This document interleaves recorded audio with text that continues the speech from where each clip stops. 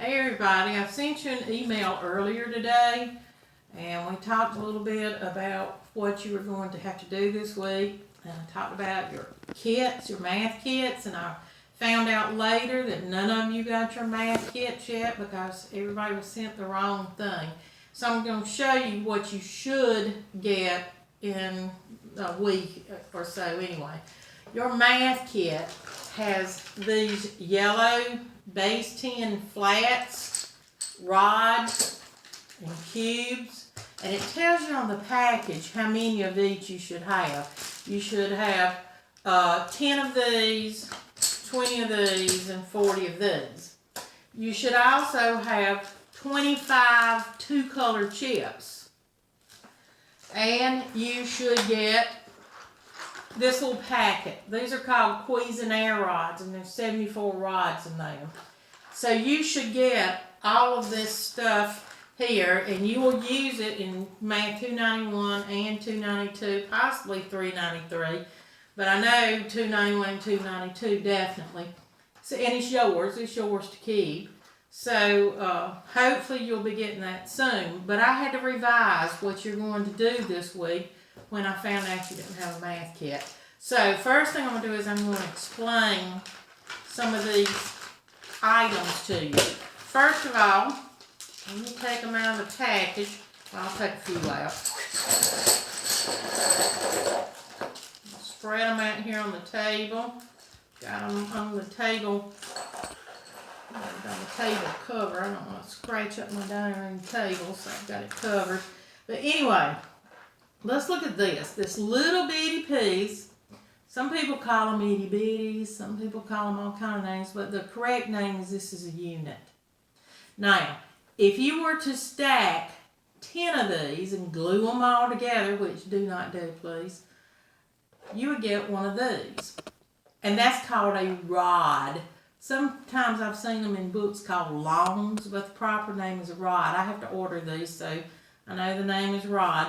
And when you get yours, you'll be able to see the little creases in here where these are marked, and you can count that there are 10 of them. So one rod is the same as 10 units. You could stack them up next to each other, and we could see that. We could very easily 1, 2, 3, 4, 5, 6, 7, 8, 9, 10. Let me do that. If my photographer can get a picture of this, that would be good. Yeah. One rod is equal to 10 units. Okay, now, this is called a flat. And when you get yours, you'll see that this is scored also, so that you can see that a flat is 100 of these little units. Or you'll see that it's 10 of these rods. If you took 10 rods and you stacked them on top of this and glued them together, you would have another flat. Now, there is a bigger piece. It's called a cube. They're very expensive. And it would be if you took 10 flats and stacked them on top of each other, you would have what's called a cube. This is only 4 flats, but they're very expensive, so we're not going to be using those. But there is another piece. All right, so it doesn't matter. Most people think that this has to count for 1, so that would be 10, and this would be 100. And that works out very well, but that's not all that can happen. It doesn't matter what you let this stand for, as long as you know. Let's say this stands for 3 units. Then this is 10 of them. That'd be 30 units. And this is 100 of them. That's 300 units. So we can let them stand for anything we want to.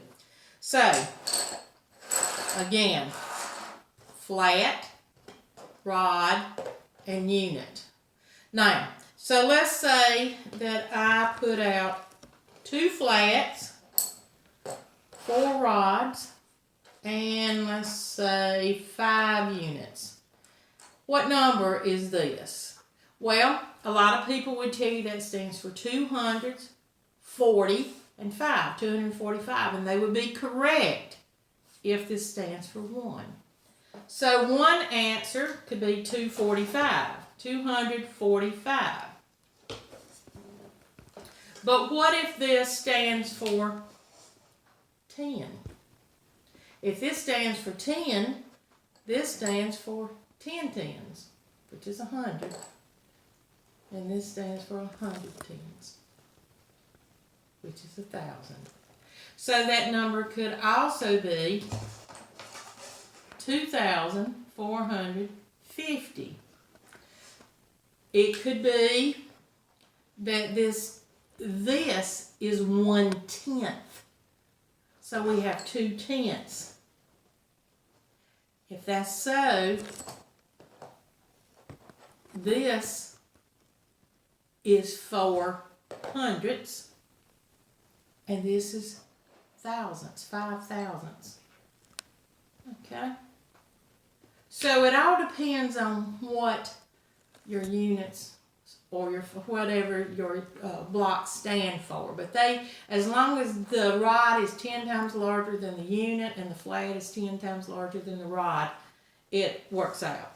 Okay, in your activity manual, there are some examples, and I wanted to go through some of these with you. This is page 35 in your activity manual. Let me hold this is the activity manual. Page 35. And the first one on page 35 says, I have 4 base 10 blocks. So we're going to put out 4 of some kind. Some are rods and some are units. Some are rods and some are units. So I could have, my 4 could be 3 rods and a unit. It could be 2 rods and 2 units. It could be 1 rod and 3 units. Now, it said there has to be some of each, so I don't see that it could be anything different. All right. Their value is less than 25. So who am I? Well, right now, if these all stand for our traditional ones, this stands for 31. That's not less than 25. What does this stand for? 2 rods, 2 units. 22. That's a possible answer. And this is the other one. 1 rod and 3 units. 1, 10, and 3 ones. 13. So number 1 on page 35, the answer, there's 2 answers. Who am I? 22 or 13. Okay? I think in this particular one, we let all of the units stand for 1 when we answer these. Okay? I'm going to do one more. Number 2. I have 8 base 10 blocks. Some are units and some are rods. No, that's too much like the first one. Let me try a different one. I have 2 base 10 blocks. Who am I? Oh, I can see lots of answers for that. 2 of them. It could be, doesn't say they have to be different. So it could be 2 units. What's that stand for? It stands for 2. It could be 2 rods. What's that stand for? 10 and 10 is 20. It could be 2 flats. 100 and 100. So 200. It could be 2, 20, 200. Or it could be a combination of some of these. It could be 1 rod and 1 unit, which is 10 plus 1 is 11. It could be 1 flat and 1 unit. 101. It could be 1 flat and 1 rod. 100 plus 10, 110. I think I have all the different combinations now. But so there were 6 answers to that. 2, 20, 200, 101, 110, and 11.